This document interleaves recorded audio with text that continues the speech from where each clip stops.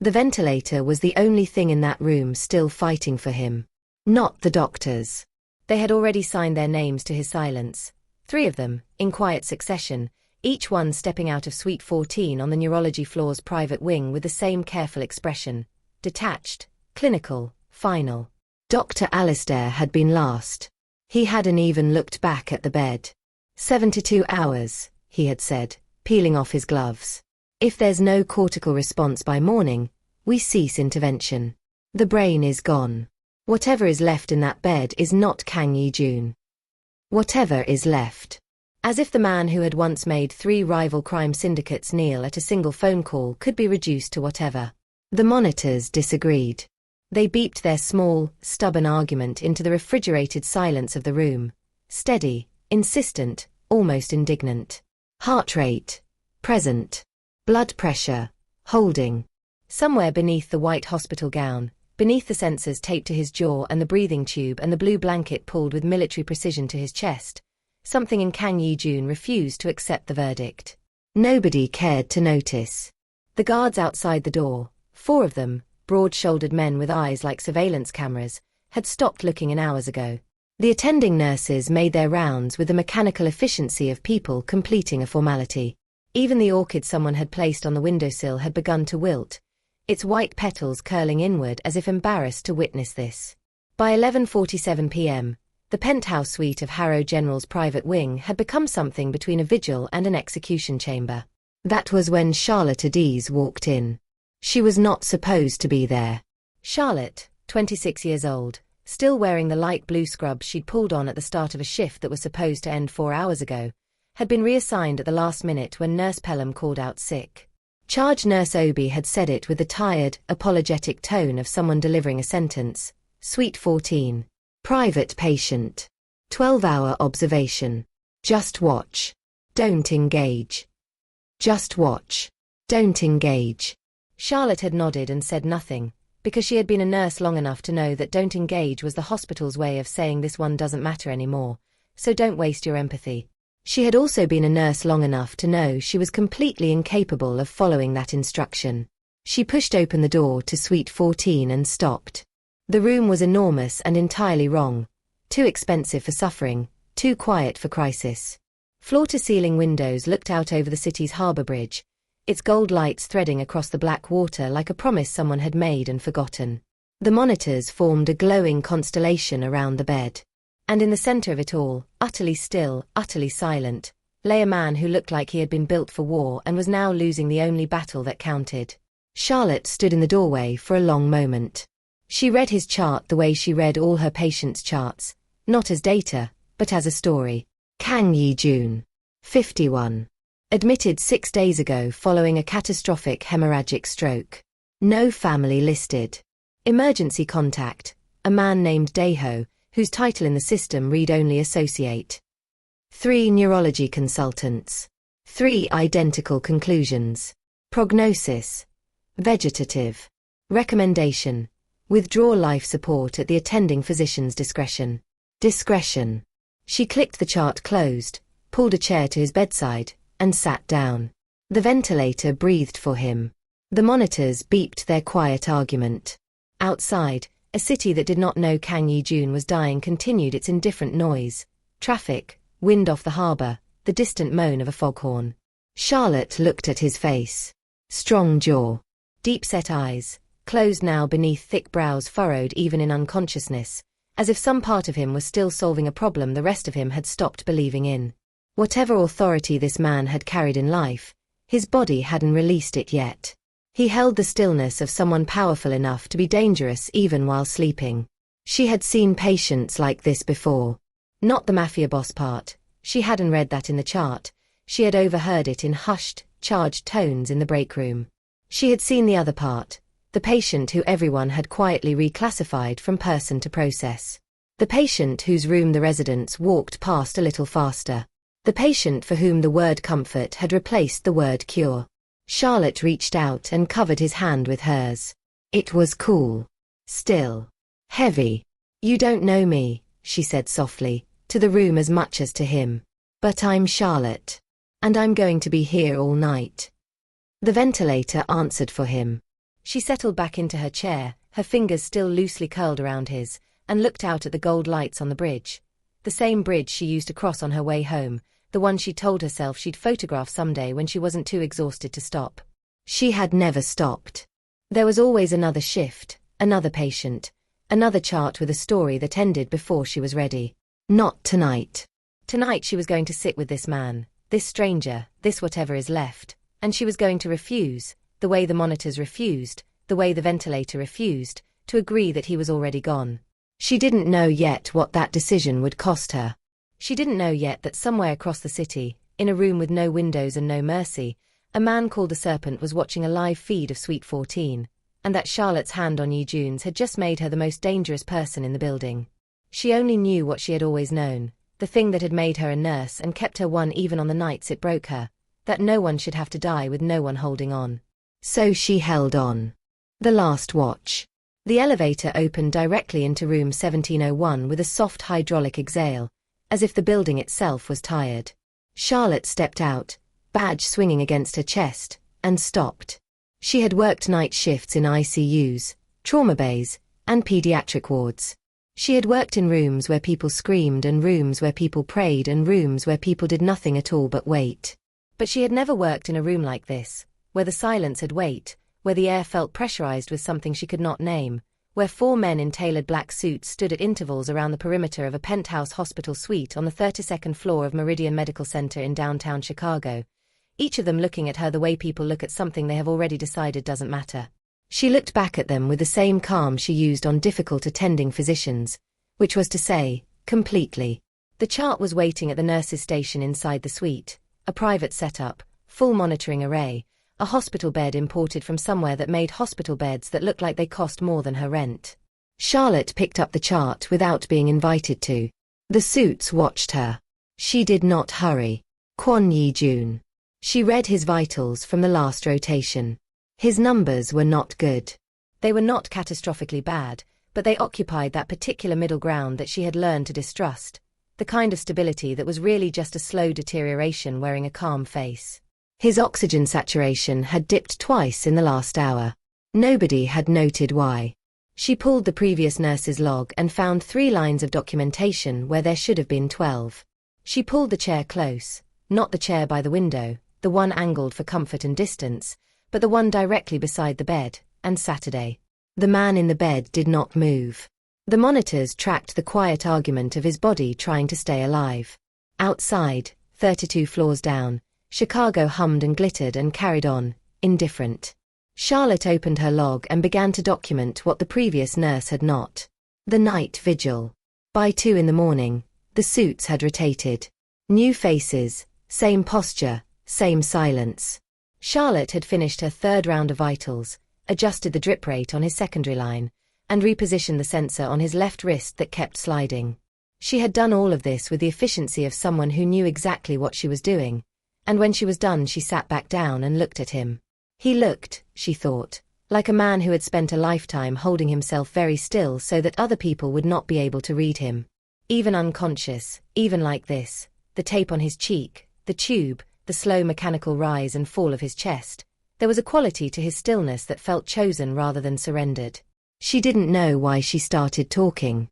She told herself it was for his benefit, that there was research, credible research, about auditory stimulation in comatose patients, about the orienting power of a human voice. That was true. That wasn't entirely why she did it. There's a bridge, she said, her voice low, barely above the hum of the monitors. The one on Michigan Avenue. At this hour, if you get the angle right on the upper deck, the lights on the water look gold. Not yellow, gold. Like something poured them there. She paused. I walk over it sometimes after a long shift. Before I go home. I don't know why. I think I just need to see something beautiful before I sleep. Otherwise my brain has nothing to hold on to but the hard parts. She looked at her hands in her lap.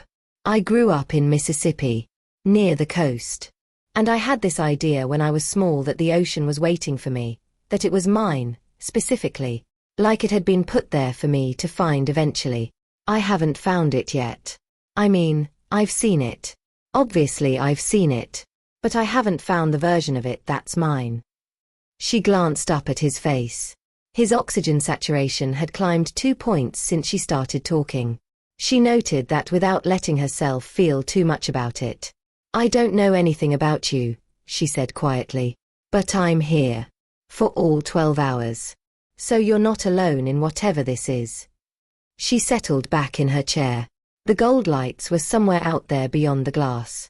The city breathed. She stayed. The awakening. It happened at 4:17 a.m. She had been reading, or trying to read, her paperback open on her knee, her eyes not quite taking in the words, when some change in the quality of the room made her look up. She couldn't have said what it was. A shift in air pressure. A change in the rhythm of the monitors, too subtle for the machines to flag. She was already leaning forward when his hand moved. Not much. Barely. The fingers of his right hand turned slightly inward, the way a hand moves when it is searching for something to hold. Charlotte reacted without thinking. She reached out and covered his hand with both of hers, and she said, steadily, clearly, "I'm here." The monitors spiked. His eyes opened. They were dark and disoriented and landed on her face with the unfocused weight of someone surfacing from a very deep place. She watched him try to locate himself. She had seen this before, this specific kind of blinking confusion, the mind scrambling to understand that it is still inside a body, still inside a world. She did not call out for the nurse's station. She did not reach for the call button. She held his hand and she looked at him and she said, "You're at Meridian Medical in Chicago. You're safe. Don't try to move yet. Just breathe." His eyes, slowly, found hers. He held them there. She did not look away.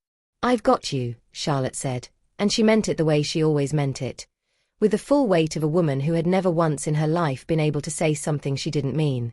"I've got you." His hand tightened around hers. Just barely. Just enough.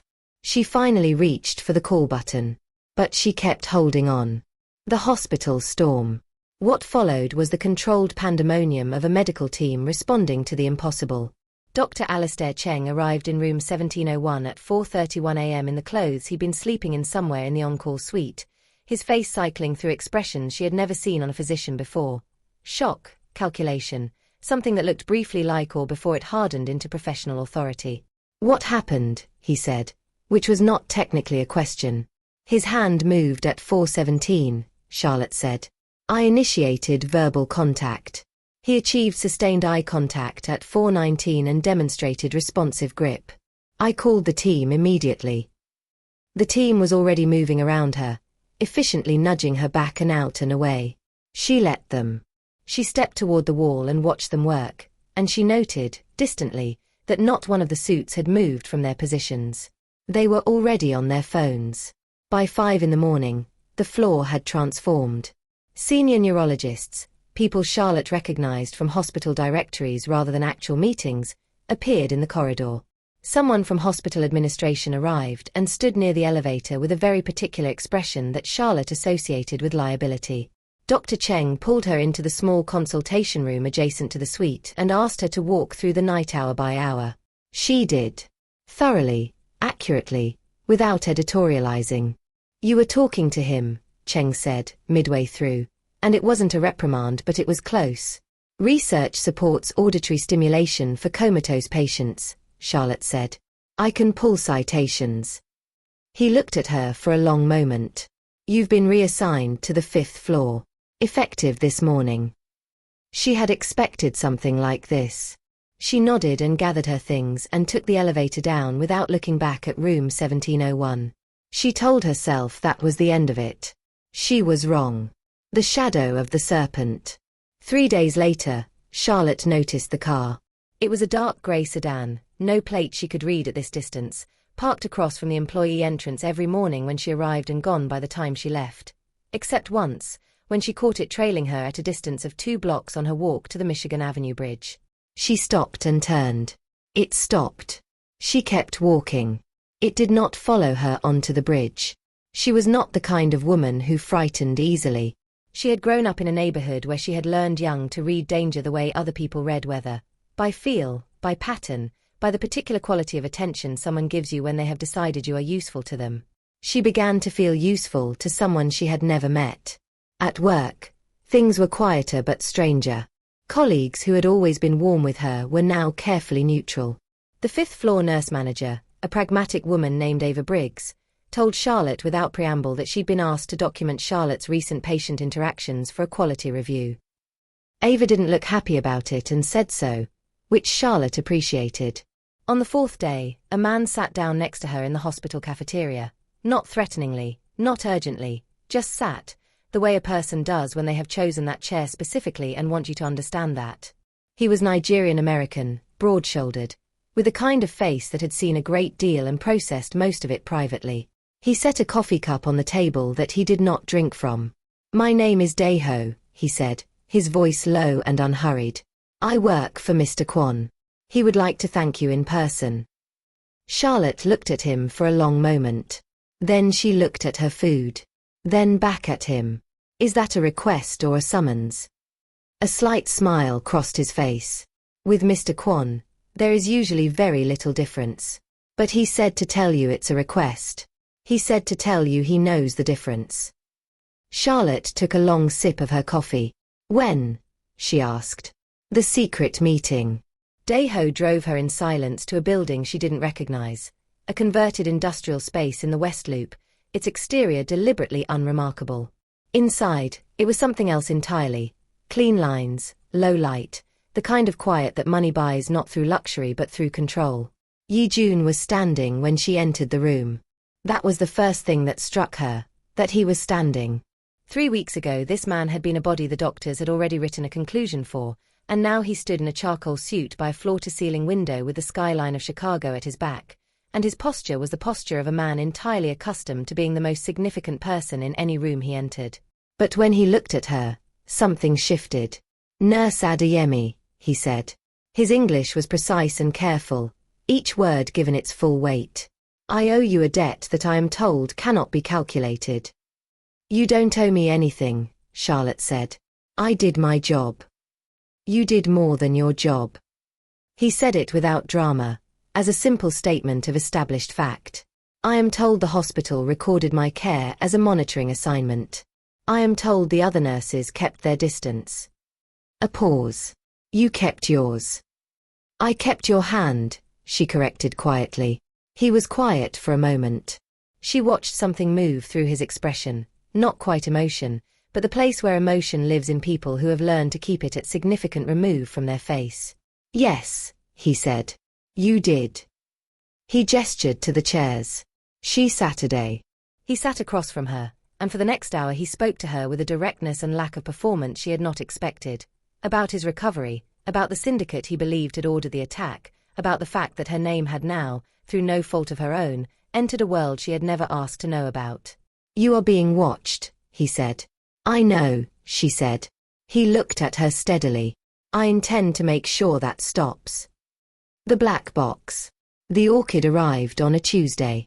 It was delivered to the nurse's station on the 5th floor, addressed to Charlotte by name.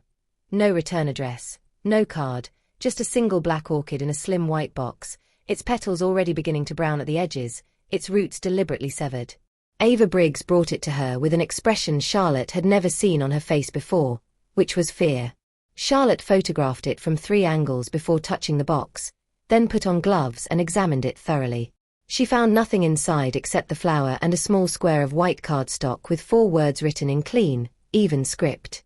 "We know you stayed." She called Daeho before she left the building. He answered on the first ring. She heard him exhale once, controlled and deliberate. "Don't go home tonight," he said. "I have a lease," Charlotte said. "Charlotte." It was the first time he had used her first name, and something in the way he said it made her stop walking. "This is the Serpent Syndicate. They don't send warnings. They send announcements. The warning was the car. This is the announcement." She stood still in the hospital corridor with a white box in her gloved hands and the evening shift beginning to flow around her, and she made the calculation she had made before in other forms, the calculation of whether to stay or to move, whether the person who needs her was worth the risk to herself. She had never, once in her life, chosen to walk away from that equation. She called Daeho back. "Tell him I'll need a bag from my apartment." "Already arranged," Daeho said. She stopped walking again. He knew I'd say yes. A pause. He said you would. He said he knew from the bridge. He doesn't know about the bridge. He does now, Daeho said. He's been listening to everything you told him. Charlotte stood there for a moment longer, the severed orchid in her hands, the city outside going gold in the early evening. She thought about the ocean. She thought about the idea of a thing waiting for you that was always yours. She went to find her coat. Into the dragon's lair. The estate was 40 minutes outside the city, behind a gate that required 3 separate authentications and a road that was not on any map she had access to. Charlotte did not sleep in the car. She watched the city fall away and the dark rise up to replace it, and she thought about the specific, unreasonable series of choices that had led her to a black SUV at midnight, moving toward a place she had never seen to stay with a man she had met while he was unconscious. She thought, this is either the bravest or the most reckless thing you have ever done. She thought, you have been confusing those two things your whole life. The house, when it emerged from the tree line, was not what she expected. She had expected something aggressive, all glass and steel and the architecture of intimidation. What she found instead was something almost severe in its restraint. Clean stone, warm light, surrounded by the kind of deliberate stillness that suggested the building itself had been designed as a shelter. Ye-joon was waiting in the entrance hall. He had changed into something less formal, and without the suit he looked less like a symbol and more like a man. Still formidable, still carrying the weight of whatever the last 30 years had made him, but present in a way that he had not quite been in the West Loop building. You came, he said. I was being followed, Charlotte said. I came. Those are not the same reason. She met his eyes. No, they are not. He showed her to a room that had clearly been prepared with care.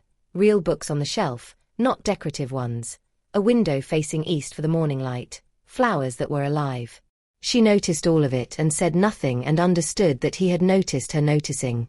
You're safe here, he said from the doorway. She turned. Are you? He was quiet for a moment. Not yet, he said. But I will be. She believed him.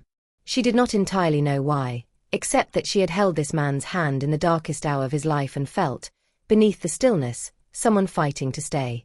You learn things about a person in that hour that no amount of reputation can undo.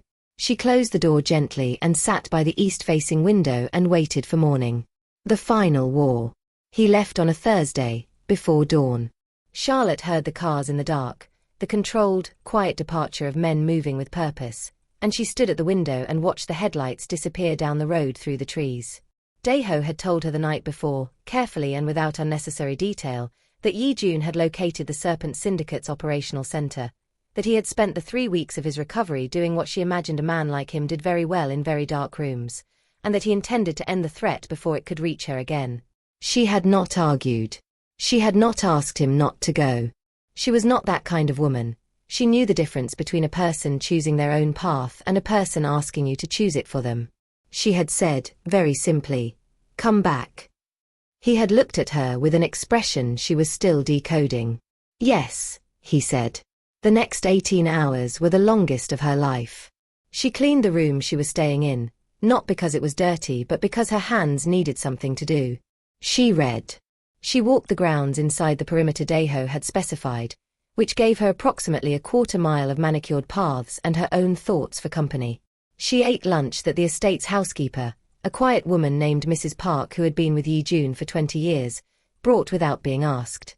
Mrs. Park, setting down the tray, said without preamble, he hasn't eaten lunch voluntarily since his wife died. 12 years ago.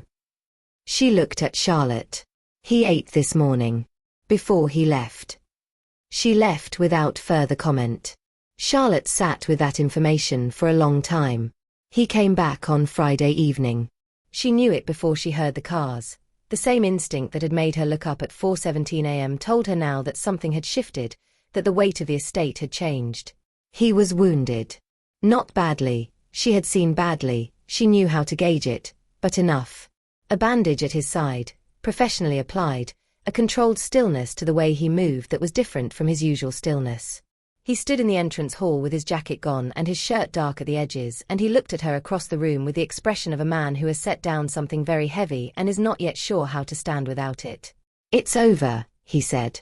Charlotte crossed the hall in 12 steps and put her hand against his face, not as a nurse checking, but as a person making contact, and she held it there, and he closed his eyes. "Sit down," she said quietly. "Let me look at that." He let her. They stayed like that in the lit entrance hall while the estate settled around them, and outside, the night was quiet in a way it had not been in weeks. The vow on the roof. 6 weeks later, on a night when Chicago was doing its best impression of summer and the air smelled like the lake and someone on the estate had put string lights along the roofline that Charlotte had not authorized but did not remove, Ye-joon asked her to come up to the roof. She went, because she had learned that when this man asked for something in that particular tone, not commanding, but certain, it meant he had thought about it long and carefully before the asking. The roof had been laid with pale stone she hadn't seen from below. There were 2 chairs and a low table and a view of the horizon that, in the warm haze of a Chicago summer evening, turned the sky the color of gold poured over water. She thought of the bridge on Michigan Avenue. She thought of how far she had walked from that bridge to here. Ye-joon stood at the edge of the roof with his back to the cityscape, and when she came to stand beside him he did not reach for formality or distance. He looked at her the way he had looked at her from the hospital bed, with the eyes of someone who had surfaced from somewhere very dark and found, against all expectation, a light that had waited. "I have lived my whole life," he said, "as a man that other men were afraid of. I was good at it. I told myself it was enough." A pause. "You held my hand in a room where everyone else had already decided I was finished. You talked to me about gold lights on bridges and an ocean that was waiting for you." He paused again. "I would like to be part of what waits for you." Charlotte looked at him for a long moment. The city glittered beyond his shoulder. The string lights moved in the lake breeze. "I'm not easy," she said. "I care too much about everything. I never learned to walk away from pain, and I will always choose the difficult thing if it's the right one." "I know," he said. "I am counting on it." He reached into his pocket and what he placed in her hand was simple and exact. A ring she would later learn had taken him 4 weeks of quiet, careful thought to choose, because he had never done anything in his life without intention and he was not about to start now. She said yes. Not because the world had become simple, it hadn't, and they both knew it, but because she had spent her whole life moving towards something that was hers, specifically, waiting somewhere like an ocean on a coast she hadn't reached yet. She had found it in a room at 4:17 a.m., in the grip of a man who refused to let go. They were married 3 weeks later in a private ceremony on that same roof, with Daeho and Mrs. Park and the string lights and the gold evening sky as their witnesses. Charlotte wore a dress the color of sea foam. Ye-joon wore the first genuine smile anyone on his staff had seen in over a decade. Below them, the city carried on.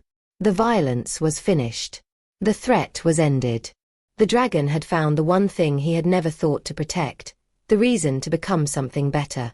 And Charlotte Adeyemi, who had never learned to walk away from someone in pain, had found her ocean at last, and it had been waiting for her all along. And that is where we leave them tonight. Charlotte found her ocean. Ye-joon found his reason to become something more than what the world made him. And somewhere on a rooftop in Chicago, with string lights and a sky the color of gold, 2 people who were never supposed to meet decided that the impossible was worth holding on to. If this story moved something in you, if you stayed up reading when you should have been sleeping, if you felt Charlotte's quiet strength or Ye-joon's slow awakening in your chest, then you already know what to do. Hit that like button.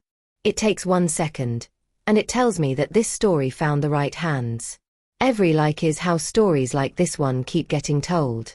Subscribe if you haven't already, and make sure you turn on the notification bell, because the next chapter of this world is coming, and you do not want to walk in after it's already started. Trust me on that one. And before you go, drop a comment and tell me where you're watching from. I mean it. Nigeria, the UK, the States, Jamaica, Ghana, Australia. Wherever you are, I want to know. I read every single one. This story traveled further than I ever imagined, and that is because of you. Charlotte stayed when everyone else walked away. You stayed too. And that means everything. See you in the next one. Black Heart.